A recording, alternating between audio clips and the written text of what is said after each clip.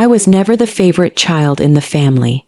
At gatherings, my cousins would boast about their careers: doctors, lawyers, engineers, while I sat quietly in the corner, holding my laptop. Whenever something went wrong with their phones or computers, I was the first one they called. Hey, fix the Wi-Fi, set up my printer, recover my photos, and that was all I was to them. Tech support, nothing more.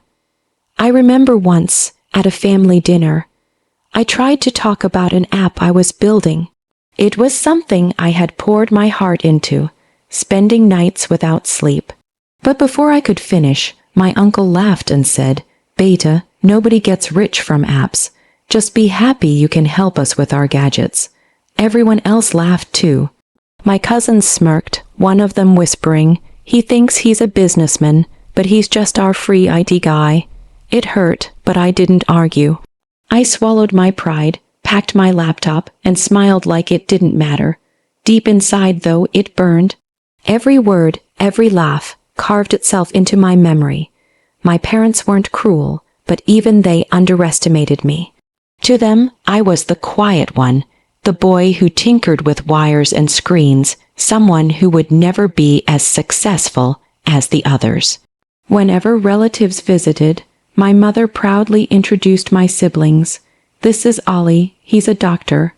This is Sana, she's an architect." And then, with a small shrug, "And this is my youngest, he's good with computers." That line pierced deeper than a knife. Not who I was, not what I dreamed, just good with computers. I learned early that in my family, respect came with titles. White coats, big salaries, shiny cars. I had none of those. All I had were my ideas, my late-night coding sessions, and a stubborn belief that someday I'd prove them wrong. But at that time I was invisible, unheard, unseen, just the tech support boy. Being underestimated has a strange effect on you. At first, it hurts. Later, it fuels you. While my family laughed, I worked.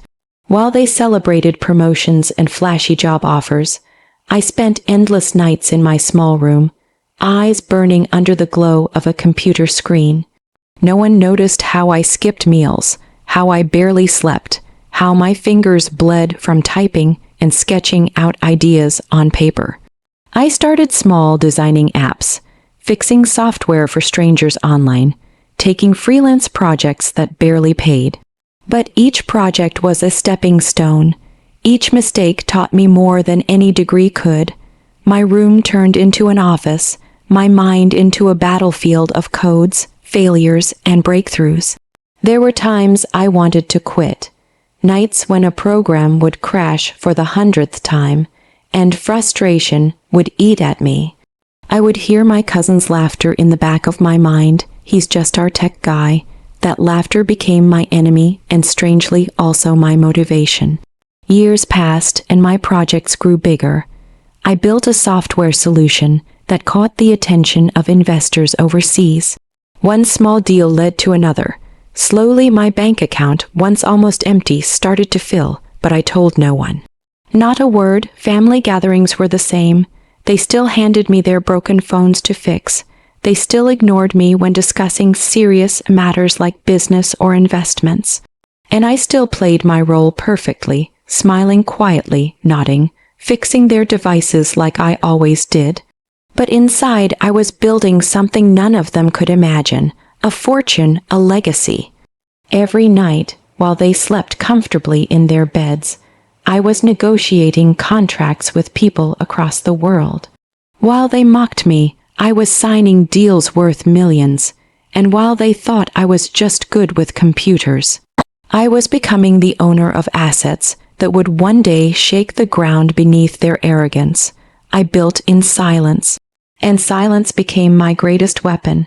The day everything shifted came quietly, like most storms do before they strike. By now, I wasn't just comfortable. I was wealthy beyond my family's wildest dreams. My companies stretched across continents, my investments multiplied silently. Yet to them, I was still the quiet one with computers. But then the truth leaked. One careless article online mentioned my name among top young entrepreneurs. A business magazine highlighted my company's valuation. Suddenly, whispers spread through the family like wildfire. And those whispers turned into died stares at the next family dinner. For the first time in years, they asked about me. Not about fixing their phones, not about Wi-Fi, about my business, about my success. I could see it in their eyes. Confusion, shock, and then greed. The same uncle who once laughed at me for building apps now patted my back and said, "I always knew you'd do something great, son. We're proud of you." His words were sugar-coated poison. The cousins who mocked me suddenly sat beside me, asking for advice on their careers. My siblings, once too busy to even hear me out, now spoke sweetly, almost desperately, as if trying to secure a piece of my time, and maybe my money. And then came the real blow. During a family meeting, my father's elder brother brought up the matter of inheritance and family trust. They spoke of pooling assets together, making everything shared, for the sake of family unity. But their eyes betrayed them. They weren't talking about unity. They were talking about my $500 million empire. They wanted access. They wanted control. And they expected me to hand it over because I was family. I sat there silent, my heart pounding. The same people who once belittled me, who never believed in me, who reduced me to nothing but tech support, now wanted to write themselves into my legacy. It was the first time in my life I didn't feel invisible anymore. But it wasn't respect they saw in me. It was money. That night, as I left the meeting, a storm raged inside me. The betrayal, the hypocrisy, the sudden fake love. It all twisted together. And that was the moment I decided, if they wanted to taste my empire, I'd make sure they choked on it. The time for silence was over. The time for revenge had begun. They thought I would give in. They thought I would fold under the weight of family obligation. What they didn't know was that I had been preparing for this moment for years. When my uncle pushed the idea of a shared family trust, I smiled politely. I signed the papers they placed before me. I nodded at their fake speeches about unity, loyalty, and blood ties. On the surface, I was the obedient son, the grateful nephew, the supportive cousin. But behind the scenes, every lawyer I had ever hired, every clause I had ever written into my contracts, every ounce of foresight I had gained from being underestimated was about to come into play. The trust they thought would give them access to my fortune was nothing but a carefully crafted trap. Yes, I signed, but the assets under my name were not what they believed.